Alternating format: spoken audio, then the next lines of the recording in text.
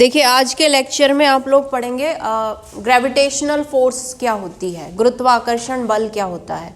ठीक है, हम लोग जानते हैं ग्रेविटेशनल फोर्स क्या है। कोई भी दो बॉडीज़ के बीच में जो एक अट्रैक्शन की फोर्स लगती है, जो एक आकर्षण का बल लगता है, जो कि उनके द्रव्यमान की वजह से होता है, उनके मासेस की वजह से होता है, उसी को हम क्या कहते हैं, गुरुत्वाकर्षण, ग्रेविटेशनल फोर्स कहते हैं।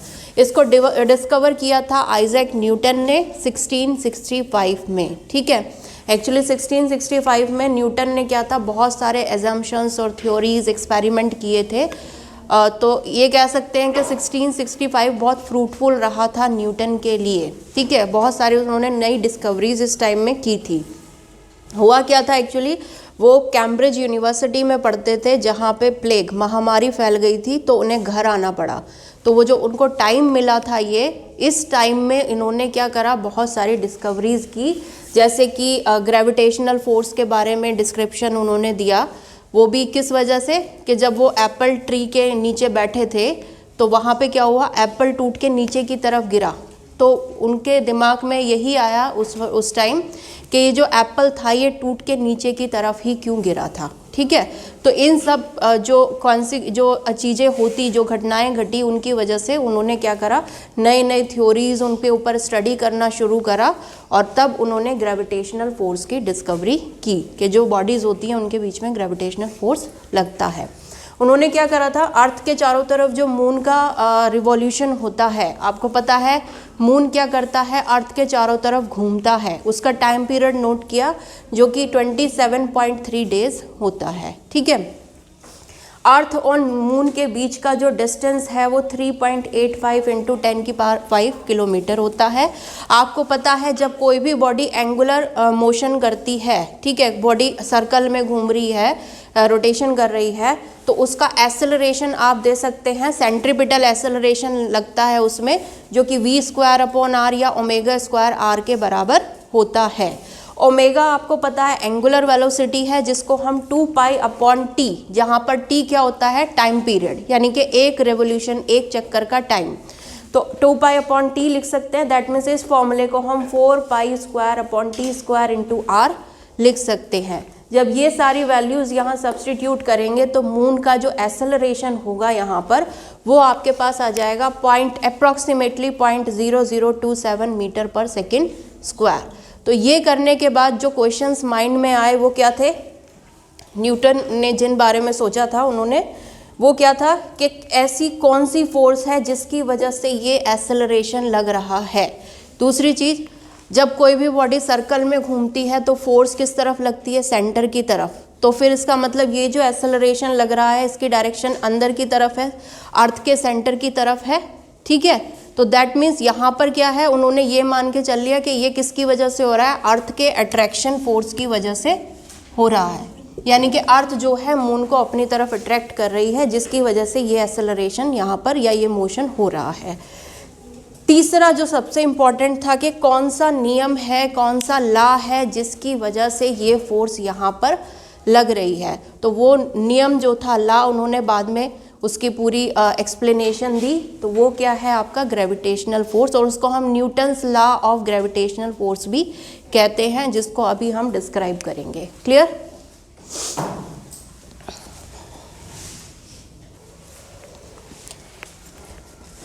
जब ये इन्होंने स्टडी किया उसके बाद उन्होंने ये डिक्लेयर किया काफ़ी सारे एजम्पशंस और गेसेस करने के बाद कि ये जो लॉ है नेचर का, ये जो प्रकृति का नियम है जिसकी वजह से मून अट्रैक्ट हो रही है, अर्थ अट्रैक्ट हो रहा है अर्थ की तरफ, ये अर्थ जैसी बॉडीज़ या जितनी भी सेलेस्टियल बॉडीज़ होती हैं, जैसे प्लैनेट्स हो गए, मून हो गए, सैटेलाइट जो है हमारी, इन सब के लिए ये एक सेम लॉ ही अप्लाई होता है। ठीक है, तो इसमें अगर हम देखें जो एप्पल गिरा था वहाँ पर, ठीक है, तो उससे मेन क्वेश्चन वहाँ से अराइज हुआ।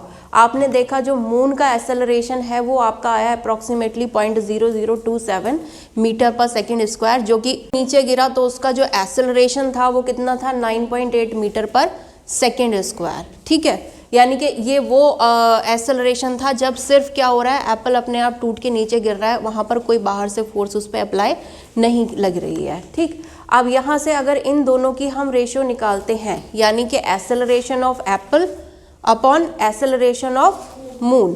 तो ये लगभग रेशो आती है 3600 के। ठीक, इसके बाद अगर हम डिस्टेंस देखें तो मून का अर्थ के सेंटर से डिस्टेंस है आपका अप्रॉक्सीमेटली 3.85 इंटू 10⁵ किलोमीटर। और एप्पल का, क्योंकि एप्पल कहाँ पर है, अर्थ के सरफेस पे है, तो सेंटर से जो डिस्टेंस होगा वो अर्थ के रेडियस के अप्रॉक्सीमेट ही मानेंगे। ठीक है, तो वो होता है 6400 किलोमीटर। जब इस रेशो को सॉल्व किया तो यहाँ पर कितना आया, 60।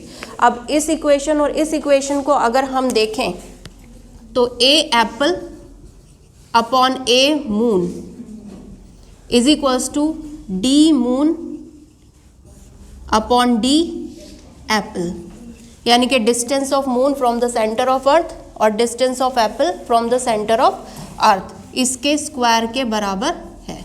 ठीक है, यहाँ से देखने को मिल रहा है। अब देखो ये क्या है, एप्पल का एक्सेलरेशन, और ये है इसका distance from the centre of earth. तो यहाँ से क्लियर है a apple is proportional to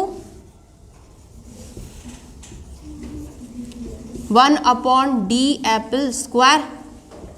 ठीक है, या a moon is proportional to d moon 1 upon d moon square. ठीक है, तो यहाँ से एक चीज़ क्लियर हो रही है कि दो बॉडीज़ में जो ये फोर्स लग रही थी, ये इनका जो एक्सेलरेशन था, जो भी एक्सेलरेशन इसके अंदर बॉडी के अंदर आ रहा है, वो उन दोनों बॉडीज़ के डिस्टेंस के स्क्वायर के इन्वर्सली प्रोपोर्शनल था। अगर हम ये मान लें कि दोनों के बीच की दूरी r है, ठीक है, तो यहाँ जो एक्सेलरेशन होगा वो प्रोपोर्शनल हो जाएगा 1 अपॉन r स्क्वायर के। Clear?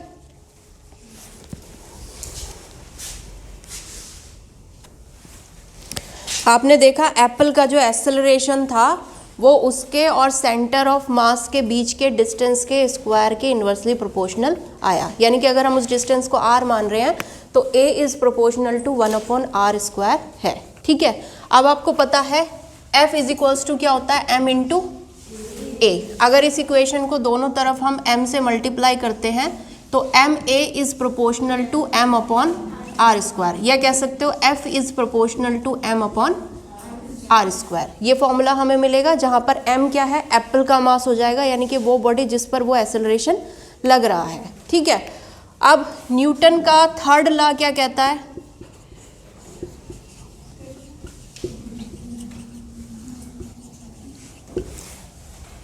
Action and reaction law. ठीक है, एक बॉडी दूसरी बॉडी पर जितना फोर्स लगाती है वो बॉडी भी पहले वाली बॉडी पर उतना ही फोर्स लगाती है, लेकिन अपोजिट डायरेक्शन में।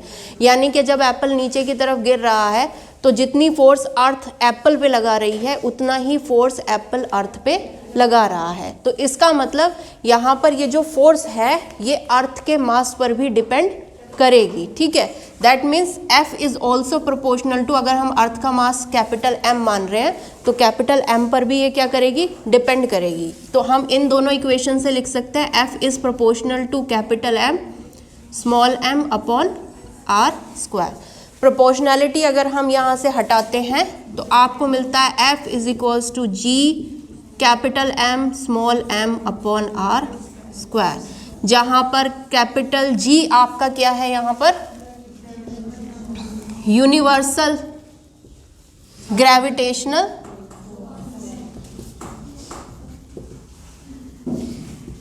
कांस्टेंट है, यानी कि ग्रेविटेशन का एक यूनिवर्सल कांस्टेंट है ये हमारा, या कह सकते हो इसको कि यूनिवर्स में कहीं जहाँ पर भी हम कैपिटल G की वैल्यू को अप्लाई करेंगे वो सेम ही रहेगी, उसमें कोई वेरिएशन नहीं आएगा। इसकी वैल्यू कितनी होती है, 6.67 इंटू 10⁻⁻11। ठीक है, न्यूटन मीटर स्क्वायर पर केजी स्क्वायर। यहाँ से अगर हम देखें तो G की वैल्यू कितनी आ रही है, F into R square upon capital M into small m। F की यूनिट होती है न्यूटन, ठीक है, R इज द डिस्टेंस तो मीटर स्क्वायर, M मास तो पर केजी स्क्वायर, ये इसकी क्या हो गई, यूनिट हो गई। और अगर हम इसकी डायमेंशन निकालना चाहें, SI यूनिट है ये इसकी, विमा निकालना अगर चाहते हैं तो न्यूटन यानी कि फोर्स ml T-2, ठीक है, इंटू L2 अपॉन M2, तो ये हो जाएगी M-1 L3 T-2, ये हो गई इसकी डायमेंशन। ठीक है, तो यहाँ सबसे क्या हुआ, फॉर्मुलेट क्या किया एट लास्ट कि ग्रेविटेशन क्या होती है, ग्रेविटेशन किसकी वजह से हो रहा है, देखो मासेस की वजह से है, ठीक है। तो क्या फॉर्मुलेट किया गया कि जो ग्रेविटेशन है, जो गुरुत्वाकर्षण है, वो क्या होता है, यूनिवर्स में कोई भी दो बॉडीज, ठीक है, जो रेस्ट में जिनका मास है, उनके बीच में जो अट्रैक्शन की फोर्स लगती है, जो आकर्षण का बल लगता है उनके द्रव्यमान की वजह से, उसी को हम क्या कहते हैं, ग्रेविटेशनल फोर्स कहते हैं, ठीक है। उसके बाद न्यूटन लॉ ऑफ ग्रेविटेशन को आप क्या कह सकते हो, दैट मीन्स ग्रेविटेशन को आप क्या कह सकते हो, किन्हीं दो बॉडीज़ के बीच में उनके मास के वजह से जो अट्रैक्शन की फोर्स लगती है, उसी को हम क्या कहते हैं, ग्रेविटेशनल फोर्स कहते हैं। बहुत इंपॉर्टेंट फोर्स है, हालांकि जो 4 फंडामेंटल फोर्सेस आपको बताई थी, इलेक्ट्रोमैग्नेटिक, न्यूक्लियर, ग्रेविटेशनल और वीक फोर्सेस, उसमें ये वीक फोर्सेस में वीक ही है, मतलब वीक फोर्सेस से स्ट्रॉन्ग होती है, लेकिन वीक फोर्स है एक तरह की, लेकिन बहुत इंपॉर्टेंट है क्योंकि स्टार की फॉर्मेशन को भी यही इनिशिएट करती है, और जो यूनिवर्स की स्टेबिलिटी है वो भी ग्रेविटेशनल फोर्स की वजह से ही, जो सोलर सिस्टम है जैसे हमारा एक पार्ट है यूनिवर्स का, तो वो भी किसकी वजह से, ग्रेविटेशनल फोर्स की वजह से है। तो आपने क्या देखा कि ग्रेविटेशनल फोर्स का जो फॉर्मूला आया उसके हिसाब से अगर हम इन जनरल जितनी भी मटेरियलिस्टिक चीज़ें हैं जिनका मास है, उनके बीच में अगर हम ग्रेविटेशनल फोर्स को डिस्क्राइब करना चाहें तो कैसे कर सकते हैं। मान लीजिए ए और बी दो बॉडी हैं जिनका मास m1 और m2 है, और इनके डिस्टेंस के इनके जो सेंटर हैं उनके बीच का जो डिस्टेंस है वो r, यानी कि इनकी दूरी कितनी है, r है। तो यहाँ जो फोर्स ऑफ अट्रैक्शन लगेगी इनके मासेस की वजह से, वो डायरेक्टली प्रोपोर्शनल होगी उनके मास के प्रोडक्ट पे, और इन्वर्सली प्रोपोर्शनल होगी उनकी दूरी के स्क्वायर पर, यानी कि F is proportional to m1 m2 upon r square. It implies F is equals to g m1 m2 upon r square. तो ये है newton law of gravitational force, ठीक है।